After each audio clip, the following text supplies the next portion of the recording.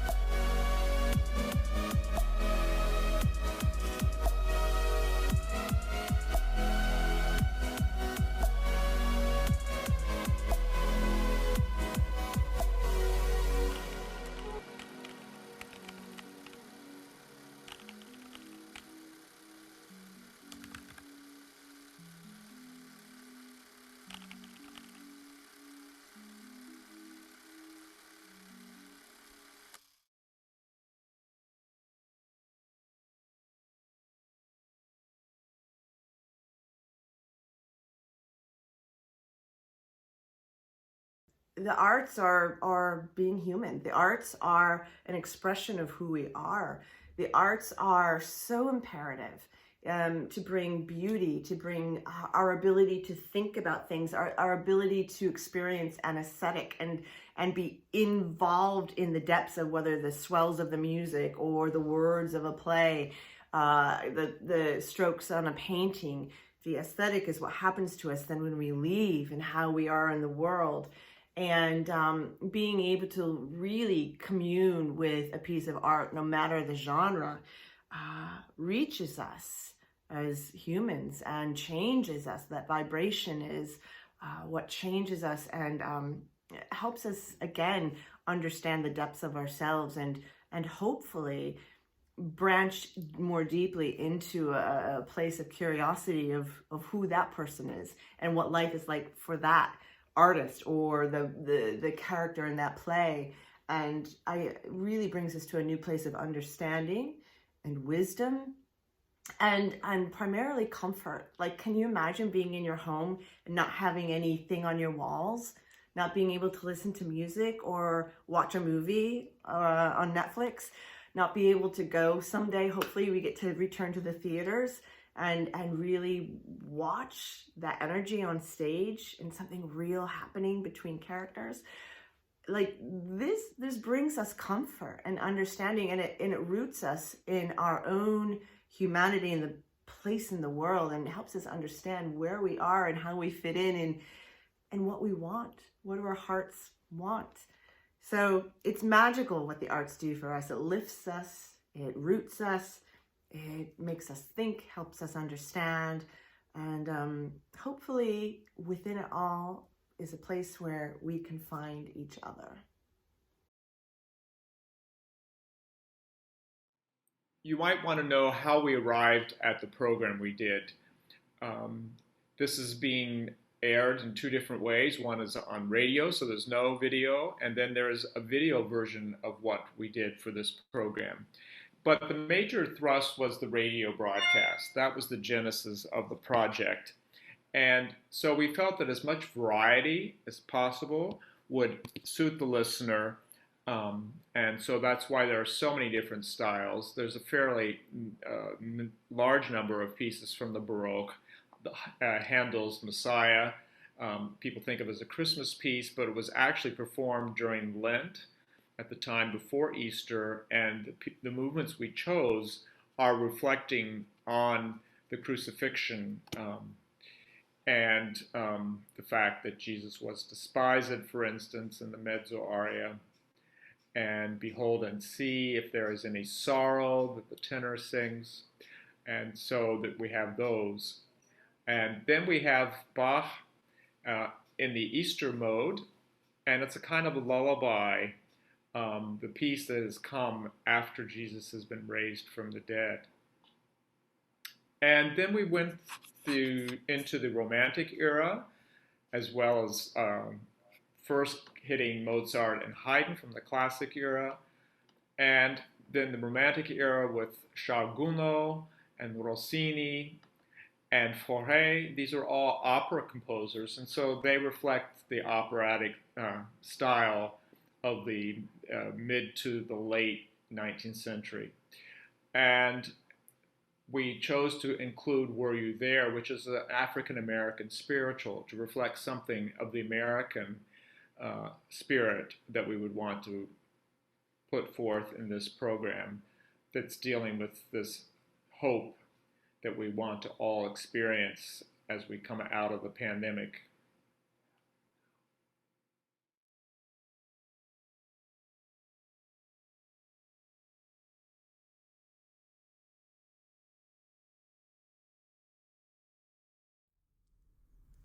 Were you there when they crucified my Lord? Were you there when they crucified my Lord?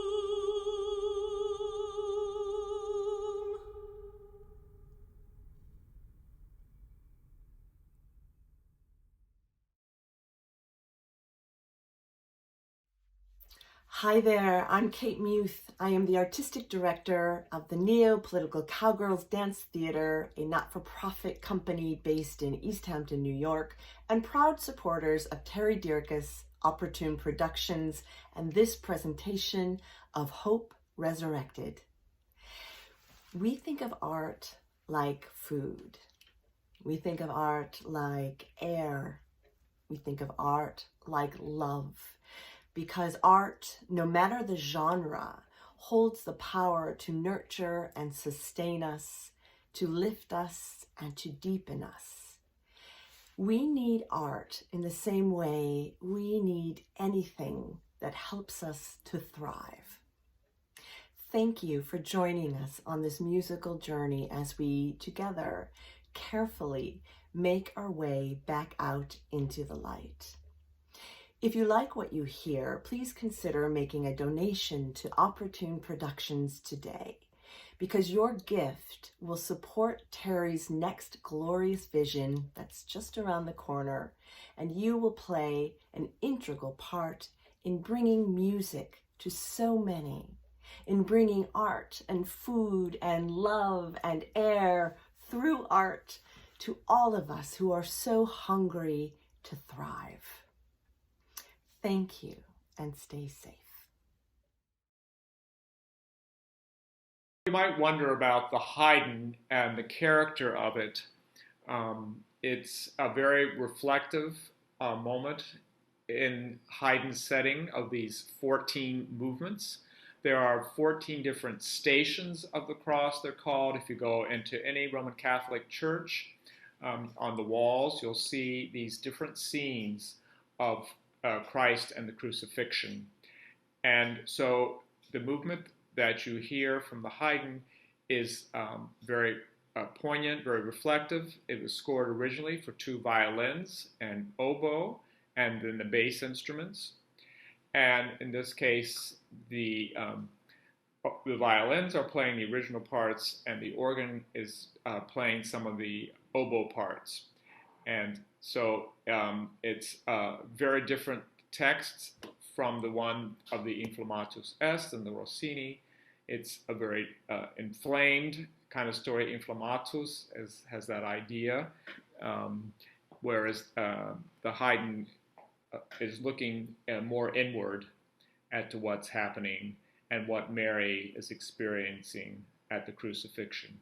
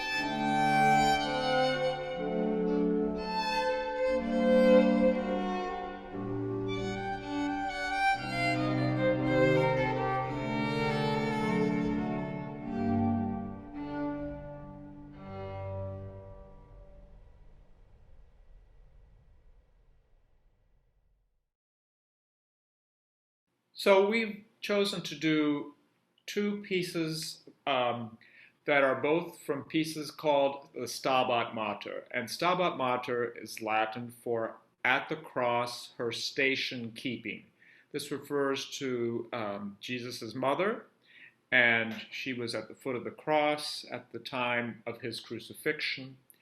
And in the church, there is a whole devotion around 14 stations of the cross and these various scenes of Jesus making the progression once he's tried to being on the cross and then being taken off the cross. We have an example of a movement from a setting by Franz Joseph Haydn in the classic era. And this is a very poignant setting. It was given to the mezzo-soprano to sing. In a very different vein, Rossini wrote a setting, and we know Rossini is most famous for his operas. The Barber of Seville is one of them, and he wrote what's called opera buffa, which is a very light style of writing. And it's very interesting to hear him take a different bent and write something that was a very sacred, very dramatic, yet sacred text. And in this case, we're hearing the Inflammatus Est for soprano, and it's probably the dramatic high point of Rossini's setting of the Stabat Mater. And there are many fireworks at the end of All High Seas that are just glorious for the soprano to sing. It brings it to a rather triumphant conclusion after the first section talks about being caught up in the dark side of the crucifixion.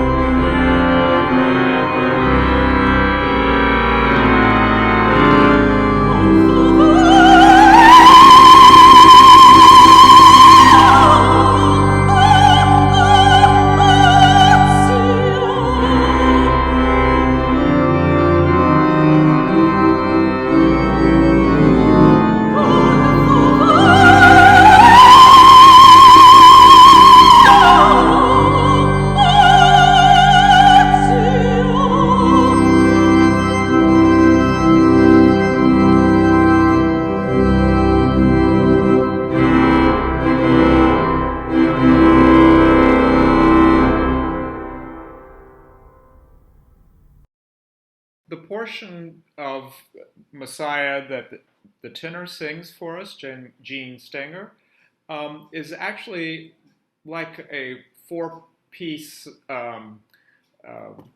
not a triptych, or a quadric, I guess it's called, with four panels. And we have two alternations between two recitatives, which are not tuneful.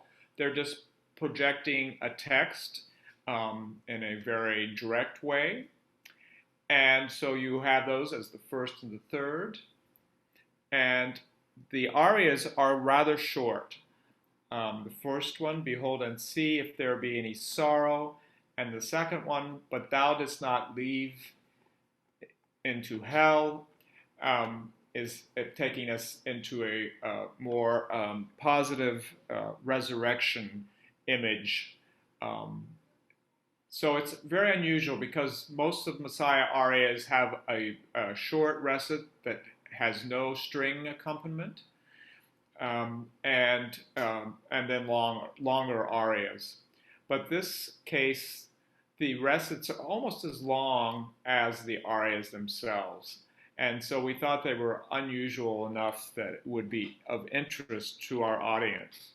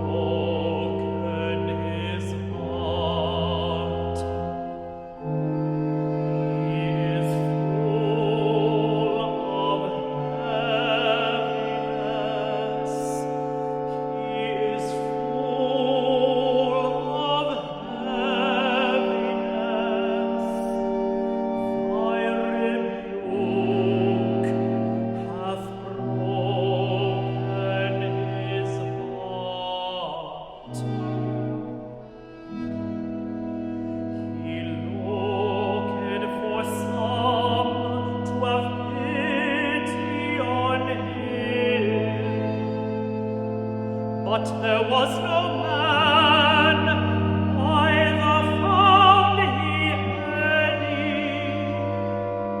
to comfort him. He looked for some to have pity on him, but there was no man, neither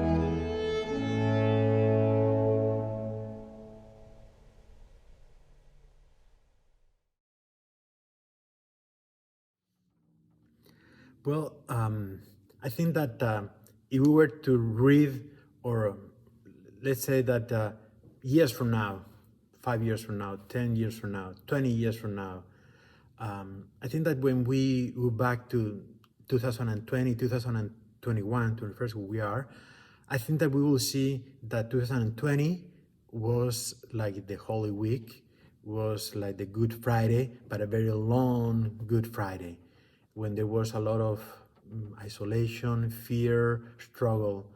And I think that 2021, the year we're now, is going to be the Easter. There is a lot of hope now. Hope in the vaccines, hope in many of the things that are giving us the hope that this is ending. Maybe we're not going back to the same that we were in 2019, but in some way this is going to be different. And I think that this is Easter, the experience that we are having, and this is the hope. So I think 2021 will be the year of hope, when the things change, but change for a better. And this is hope. Hope is thinking, but not only wishful thinking, but is knowing and having that experience in our heart, in our soul, that yes, we're walking towards the better. We're walking towards something that is going to be more meaningful and better for all of us.